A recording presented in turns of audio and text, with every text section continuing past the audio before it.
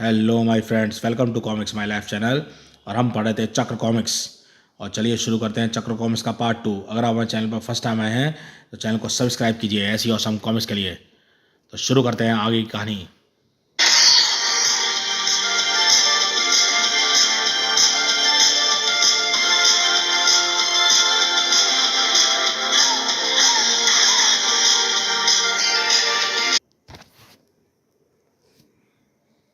लेकिन इस संबंध का पता हम तभी लगा सकते हैं जब हम हिमबागों के पंजों से जिंदा बचें। देखो, उन्होंने हम तक पहुंचने का एक नया रास्ता ढूंढ लिया है। ओहो, ये चट्टानों को लुढ़काकर उनकी आड़ में तेज हवा से बचकर हमारी तरफ आ रहे हैं। और अब मेरे पास ऐसी कोई फन शक्ति नहीं है जो हमें बचा सके।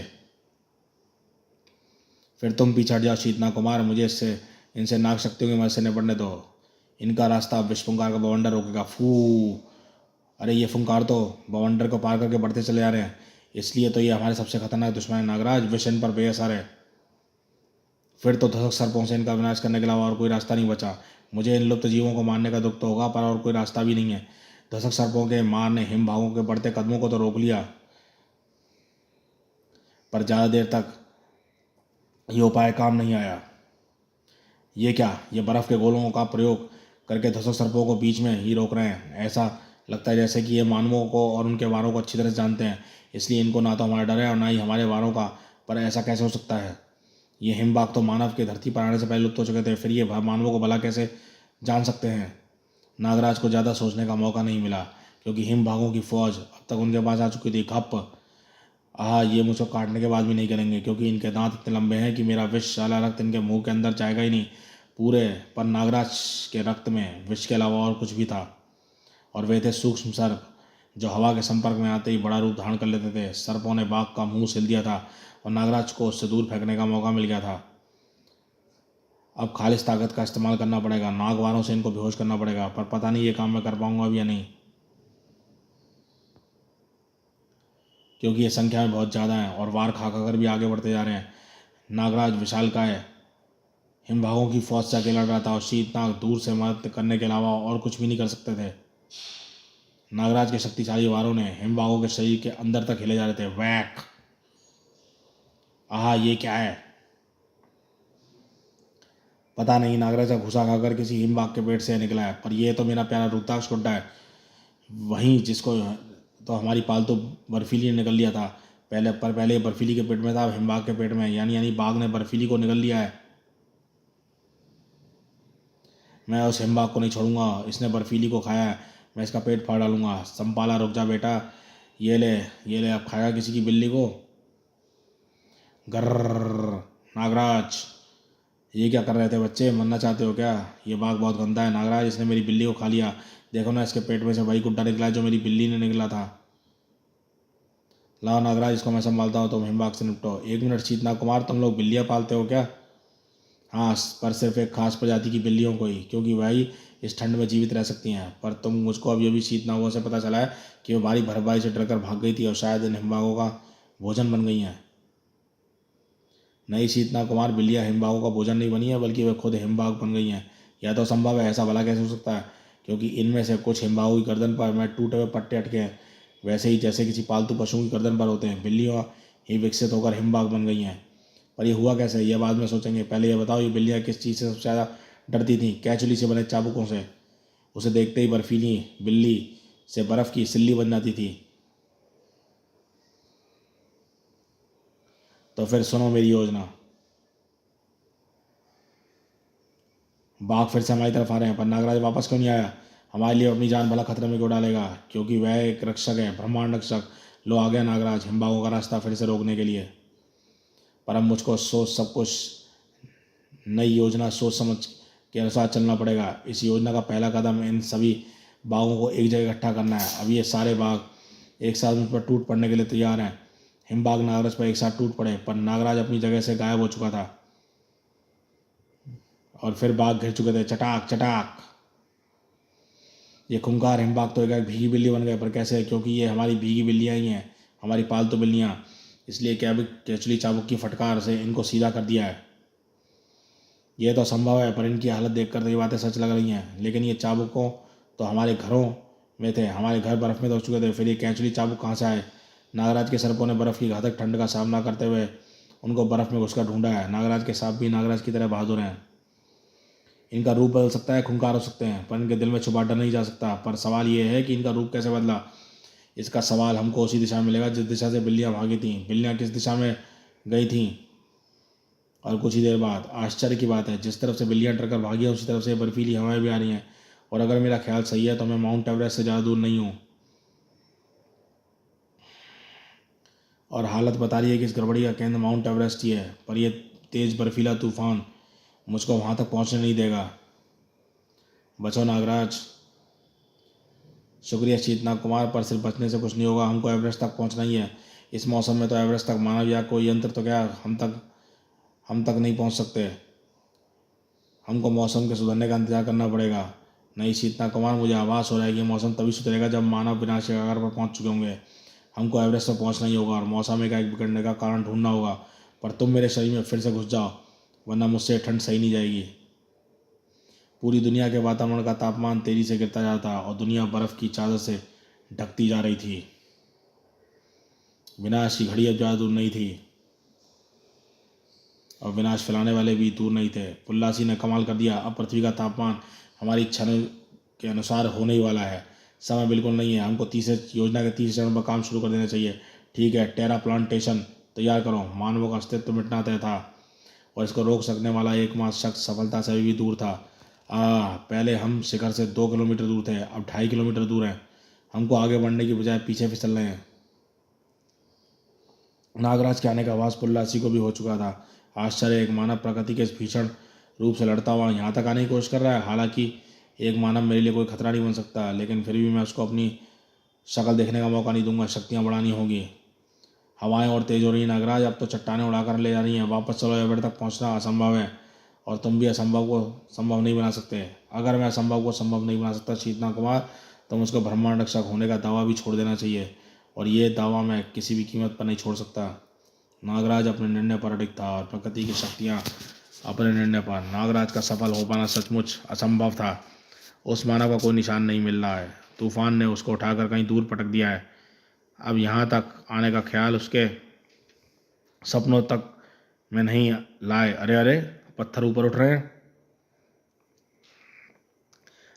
तुम बर्फीले तूफान को हराकर यहाँ तक कैसे पहुँचे मानव? परमाणु की बात सुनने पर मुझे यकीन आ गया था कि इस आपदा के पीछे भी प्रकृति का कोई हाथ नहीं है। इसलिए मुझको सामने देखकर भी इसका कोई आश्चर्य नहीं हो रहा है। सिर्फ एक मानव नहीं, मानव नागराज हूँ मैं, और तुम तक पहुँचने के लिए मुझको बर्फीले तूफान से लड़ते की ज़रूरत नहीं पड़ी। प्रकृति से लड़ने की शक्ति मुझ में भी नहीं है।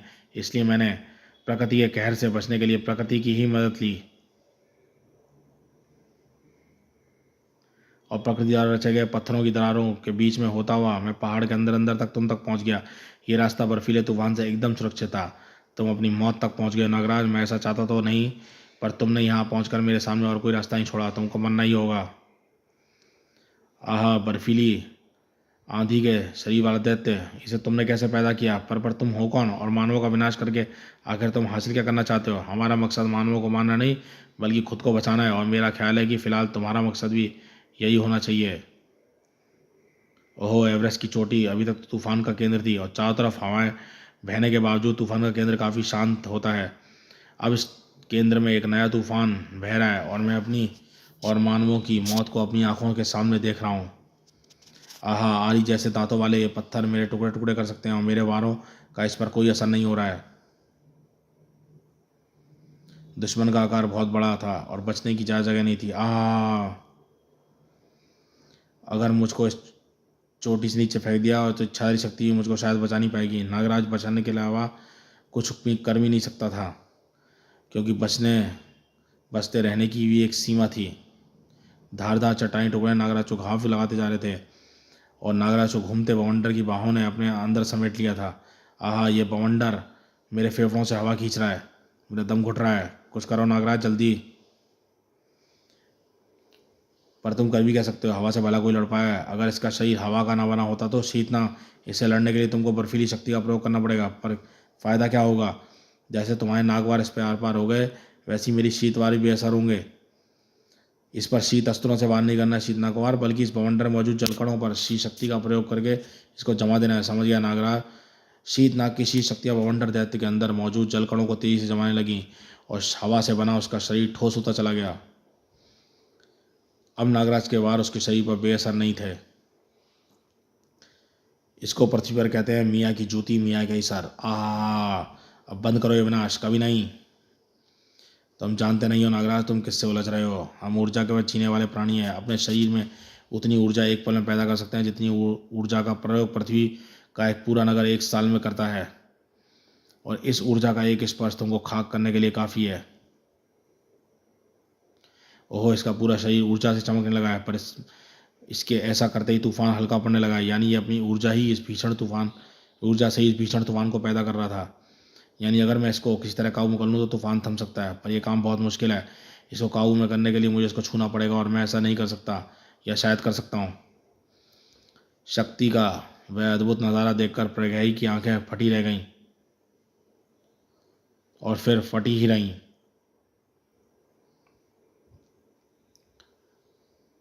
ओफ, पुल्लासी अपनी ही शक्ति से पैदा किए गए तूफान में फंस गया है। तूफान से निकलने के लिए उसको अपनी ऊर्जा समेटनी पड़ रही है। वह काफ़ी कमज़ोर हो चुका है काउंसिल, उसको वापस बुलाना ही होगा। वैसे भी उसने अपना काम कर दिया है। ठीक है, अब पृथ्वी हमारे तीसरे चरण के लिए एकदम तैयार है। तूफान गायब हो गया शीतनाग, पर इसके साथ वह प्राणी भी, वह था क्या? उससे भी ज़्यादा जरूरी है जानना है कि उसका मकसद क्या था। काश हम उसको पकड़ पाते तो इनका मकसद पता चल सकता था। आहा, बादल छट रहे हैं और सूरज फिर से नजर आ रहा है। अब ठंड भी कम हो रही है, पर सूरज सुबह के 9 बजे आमतौर पर इतना चमकीला और गर्म तो नहीं होता। कभी सुबह 9 बजे उठा करो तो पता चले। सूर्य एक दिन में बदल तो नहीं सकता। मैं रोज़ सुबह 6 बजे उठकर एक्सरसाइज करती हूँ, और तुम्हारा सूरज से क्या मतलब? सुबह 4 बजे घर आने वाले और 9 बजे उठकर सोने वाले को यही पता नहीं होगा कि सूरज जब उगता है तो लाल होता है, बंदर के मुंह की तरह लाल। जैसे कि गुस्से में भी तेरा मुंह हो रहा है। देख देख, तेरी नाक भी आगे से काली हो रही है। मतलब सुबह, मेरा मतलब 9 बजे उठकर मुंह धोया भी है या नहीं? फॉर योर काइंड इन्फॉर्मेशन, मैं नहा भी चुकी हूँ। पर तुम बताओ, ये ड्रेस पहने पहने सो जाते हो क्या? और जरा दाढ़ी वाड़ी भी बना लिया करो। किसी चोर के पीछे ऐसे भागोगे तो वह तुमको अपना भाई समझकर चोरी का माल बांटने लगेगा। दाढ़ी? मैं नहा भी चुका हूँ और दाढ़ी बना चुका हूँ, पर लगता है ब्लेड की धार खराब थी। ये क्या गड़बड़ है? मैंने तो खींच खींच कर उल्टी दाढ़ी बनाई थी, पर 2 घंटे के अंदर बाल कैसे हुआ है? हो गई ना बोलती बंद। अब जाओ, कम से कम ब्रश करके शुरुआत तो करो। मैं तो चली पौधों को पानी देने। ब्रश ब्रश तो मैंने किया है, लेकिन फिर भी दांत पीले और गंदे क्यों नजर आ रहे हैं? और दाढ़ी फिर से कैसे उगाई? लगता है आजकल ब्लेड और टूथपेस्ट की क्वालिटी भी गिर गई है। यह बात कुछ और ही है। कहीं ये वह अजीब घटना तो नहीं जिसका मैं इंतजार कर रहा था? पर मेरी दाढ़ी और अजीब घटना में भला क्या संबंध हो सकता है? संबंध था, और वह भी जल्दी सामने आने वाला था। मैंने कल ही तो इन पौधों की कटिंग की थी, और ये फिर एकदम से कैसे बढ़ गए? शायद मैंने इनकी ठीक से कटिंग नहीं की थी, पर बाकी पौधों से काफ़ी बड़े लग रहे हैं। खैर चलो, आज मैं पानी देने की बजाय पौधों की कटिंग कर देती हूँ। शुक्र है ये पौधे बड़े लग रहे हैं। कहीं इन पर बैठने वाले कीड़े भी इनकी तरह होते तो मेरी हालत ख़राब हो जाती है। हालत ख़राब भैया।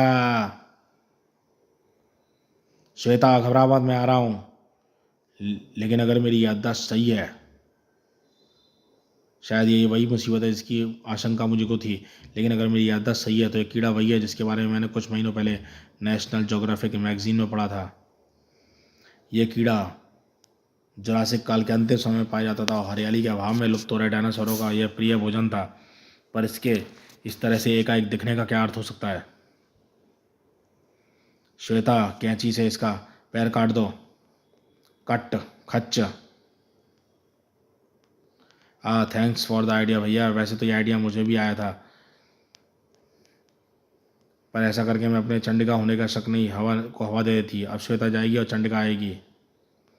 इस कीड़े से निपटना इतना आसान नहीं होगा। उफ, ये कीड़ा इसको उफ, मैं कीड़ा किसको कह रहा हूँ? इसके सामने तो मैं कीड़ा नजर आ रहा हूँ। तड़ाक। इस कीड़े में डंक तो होने के साथ साथ मकड़ी जैसे गुण भी हैं। इसने मुझको अपने ही जाले में फंसा दिया है, और अब ये मुझे कीड़ा समझकर खाने जा रहा है।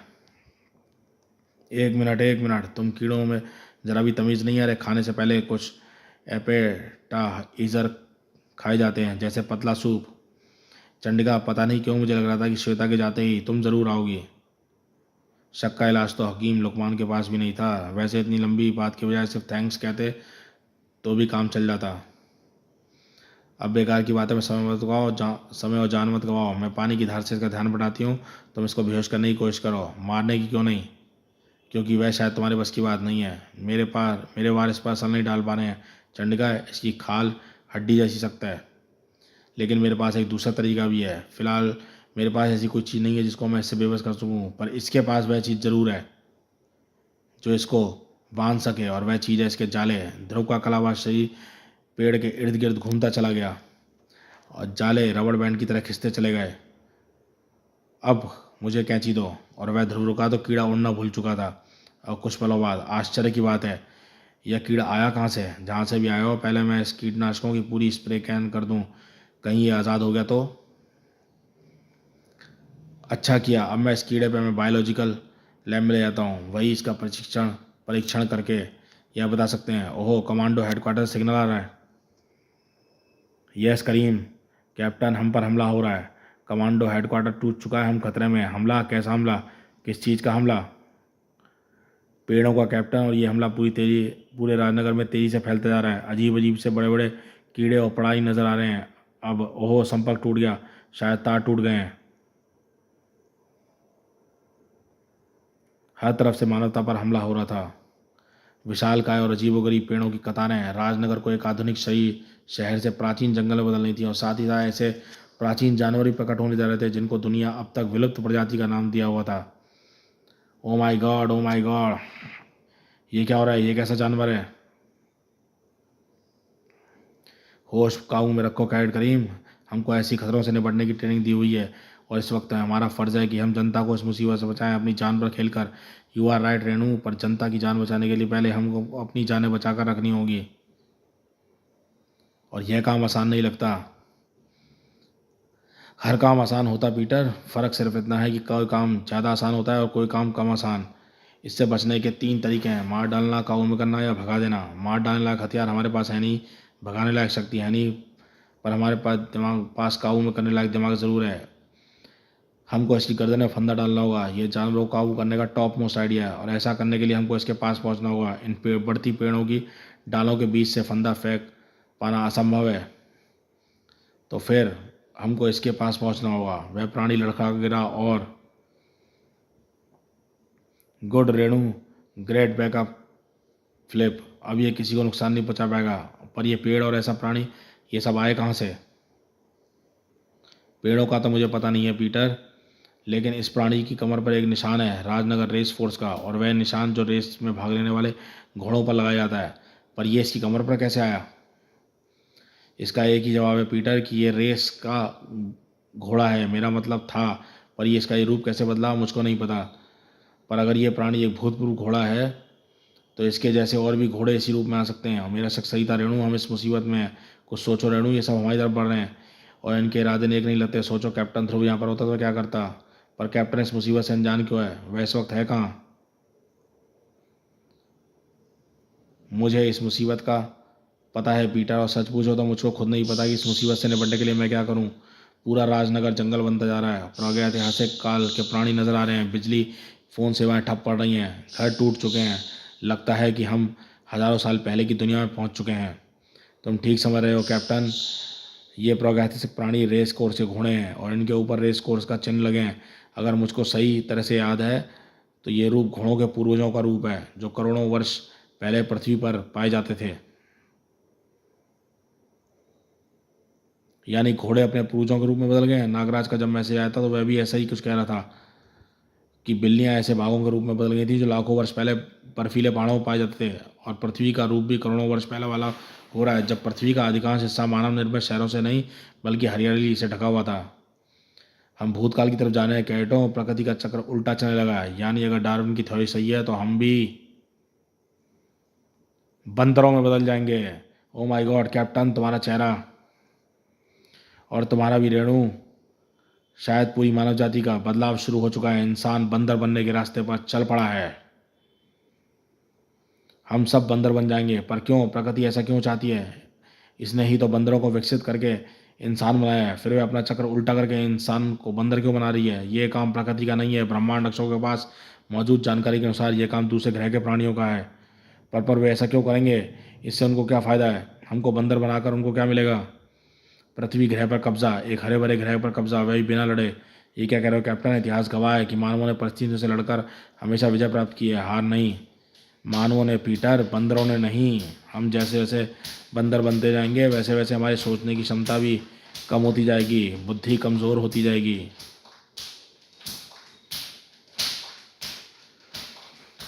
फिर हम परग्रही से तो क्या, पृथ्वी के जानवरों से मुकाबला करने लायक भी नहीं रहेंगे। परग्रही बिना लड़े ही पृथ्वी को जीत जाएंगे, और उस पृथ्वी पर ना तो मानव रहेंगे ना ही मानव निर्मित कोई चीज़।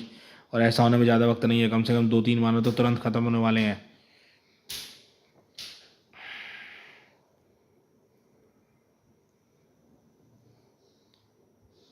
क्योंकि इस मुसीबत पर रेणु को ना तो मारने वाला तरीका काम आएगा, ना काबू करने वाला और ना ही भगाने वाला। ये तो मेमोथ है, हाथियों का हिमयुग के जमाने वाला पूर्वज है। ये जरूर राजनगर के पास वाले जंगलों से आया है। घबराओ मत कैडेटों, इस वक्त हमारा दिमाग चाहे कमज़ोर है, पर बंदर बनने से हमें फुर्ती ज़रूर पैदा हो रही है। हम इस पर काबू पा लेंगे। ओहो, इस पर तो मेरे वार का उतना ही असर हो रहा है जितना कि टैंक पर कंकड़ मारने से होता है। मुझको तो नहीं लगता कि मेरी स्टार लाइन भी इसको बांधने में कामयाब होगी। इसका इलाज तो सिर्फ एक ही है, भारी बारूदी हथियारों का वार, धाएं। थैंक्स डोगा। डोगा, बस यही एक ऐसा काम है जो मैं नहीं कर सकता। तो चिंता कैसी है ध्रुव? डोगा है ना, पर एकाएक तुम यहाँ पर कैसे? मेरी जानकारी के अनुसार तो ऐसी मुसीबत मुंबई में भी आई है ध्रुव, पर इस मुसीबत की जड़ यहीं पर है, राजनगर में है। तो दोस्तों, इस चक्र कॉमिक्स का पार्ट 2 हम यहीं पे रोकते हैं और मिलेंगे इसके पार्ट 3 जो इसके फिनाले पार्ट है। तो अगर आप हमारे कॉमिक्स में फर्स्ट टाइम आए हैं, चैनल को सब्सक्राइब करो भाई, लाइक करो, शेयर करो, कमेंट करो ऐसी कॉमिक्सों के लिए। तो देखते रहिए कॉमिक्स स्माइल लाइफ चैनल।